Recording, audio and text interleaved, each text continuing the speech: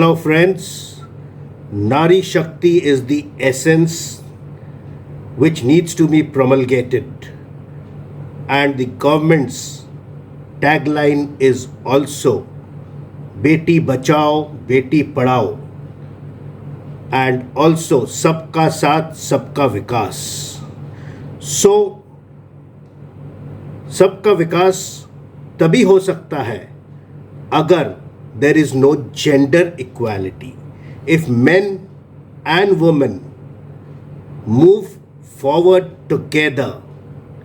So, when the new parliament building was inaugurated and the first bill that was put across was the Women Reservation Bill. This bill proposes 33% reservation for women in the Lok Sabha and assemblies of the state and national capital of Delhi. Similar reservation will also be provided within the seats reserved for scheduled caste and scheduled tribes. The bill proposes that the reservation will continue for 15 years and the seat reserved for women will be rotated after each delimitation exercise. This bill was passed on the 20th of September in the Lok Sabha with 454 members of the Lok Sabha supporting the constitution. This is the 128th bill, and two-third majority was easily met. Only two members of the All India Majlis-e-Ittehadul Muslimin, that is Asaduddin Owaisi's and Sayyid Imtiaz Jalil, opposed the bill. They do not want this bill to be passed, and the complete process took about 2 hours. So what is the bill all about and what is the background to it? The political empowerment of the woman is rightly perceived as a powerful and indispensable tool which can eliminate gender equality completely. Reservation for women in the panchayats and municipalities was provided by the insertion of the articles 243D and 243T in the constitution, while the 73rd Amendment Act in 1992 and in the 74th Amendment again in 92 respectively.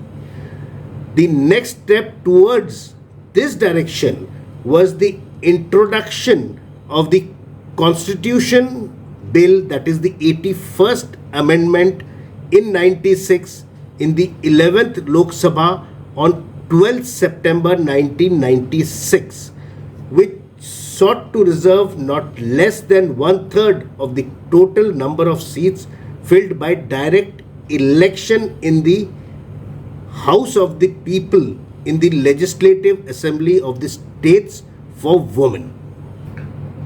This bill was referred to the Joint Committee of Parliament, which further strengthened some of the provisions of the bill by extending this provision of reservation for women even in those cases where the number of seats was less than 3 in a state or an union territory. So the 81st Amendment 1996, as was reported by the Joint Committee, lapsed with the dissolution of the 11th Lok Sabha. Again, an attempt was made to provide reservation for women in the Lok Sabha and the state assemblies and in the Legislative Assembly of the National Capital Territory of Delhi for a period of 15 years from the commencement of the proposed enactment, that is the 84th amendment in 1998, that is on 14th December 98, but then again it lapsed away because the 12th Lok Sabha was dissolved. There was again another attempt to introduce it on 23rd December 1999, but then there was no consensus amongst the political parties, and the government at that time could not push the bill through. So this is a big success for the women and for women empowerment, because they really deserve their share in the Lok Sabha and the legislative assemblies. But then there are people or bickerings going on between the political parties for credit. The Congress says we are the ones who have evolved the complete bill, while the present government says that it is they who have had it passed. And also then the Congress want a quota within the quota of the reservations for the women. That is, they want reservations made for SC, ST and OBC women also. But there are people who are resisting it because there should not be reservations within the reservation.